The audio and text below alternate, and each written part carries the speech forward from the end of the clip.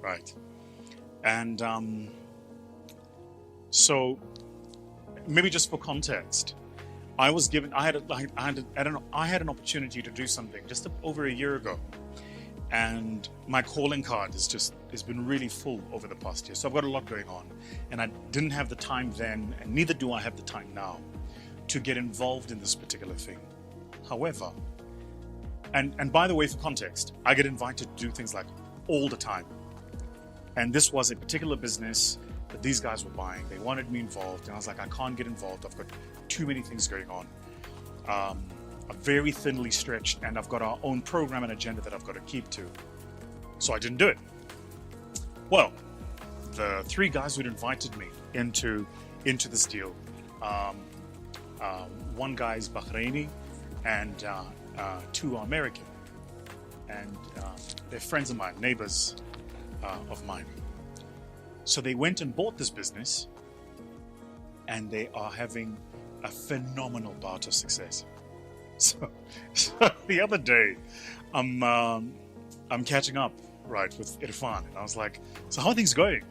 And he starts telling me how things are going, and I must be honest, if envy made you angry, I would have left that meeting as the Hulk.